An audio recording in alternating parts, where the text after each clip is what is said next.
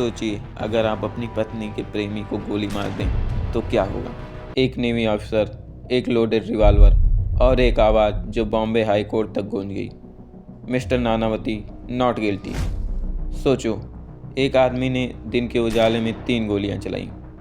सबूत थे, गवाह थे, फिर भी देश उसके साथ खड़ा था। ये सिर्फ एक मर्डर केस नहीं था, ये केस था प्यार, धोखा, गुस्से और पावर ऑफ पब्लिक ओपिनियन का। 1960 का भारत, जब अखबार कोर्ट से ज़्यादा पावरफुल हुआ करते थे और एक डिसीजन ने ज्यूरी सिस्टम को हमेशा के लिए ख़त्म कर दिया। पर असली सवाल ये है, क्या नानावती सच में गुस्सा कंट्रोल नहीं कर पाया या सब कुछ पहले से प्लान था। आज के एपिसोड में हम जानेंगे इंडिया के सबसे कंट्रोवर्शियल केस की पूरी कहानी। This is the Nanavati case. इस कहानी के 3 मेन कैरेक्टर हैं। Commander KM Nanavati, Indian navy का officer, disciplined, respected, sharp image, एक परफेक्ट हस्बैंड, एटलीस्ट लोगों को ऐसा लगता था।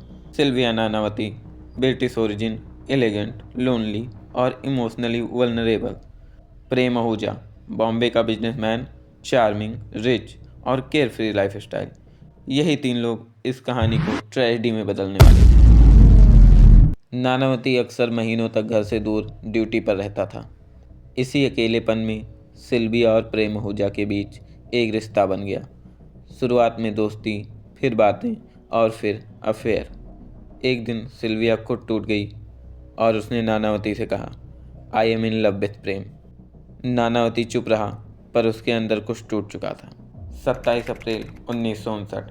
नानावती पहले अपने बच्चों को सिनेमा छोड़ता है, फिर नेवी बेस जाता है, वहाँ से एक रिवॉल्वर उठाता है, फिर सीधा प्रेम आहूजा के फ्लैट। बातें होती हैं, आर्ग्यूमेंट होता है और फिर 3 गोलियाँ। प्रेम आहूजा वहीं गिर जाता है, डेड।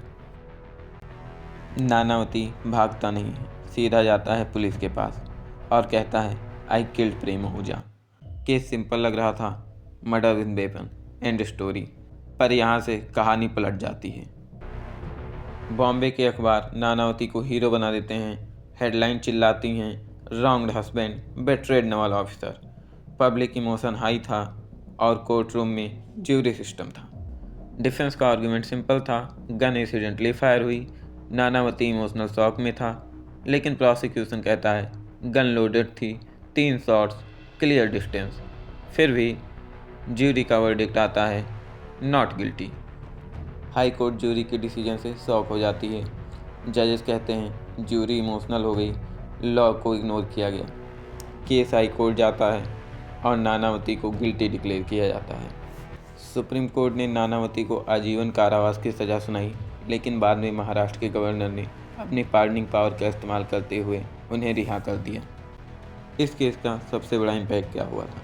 इंडिया में ज्यूरी सिस्टम ख़त्म हो गया, मीडिया ट्रायल्स पे सवाल उठ गए, लॉ और इमोशंस के बीच लाइन क्लियर हुई।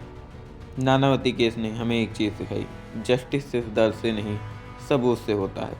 पर तुम क्या सोचते हो, क्या नानावती गिल्टी था या पब्लिक प्रेशर ने सच छुपा दिया? कमेंट में लिखो।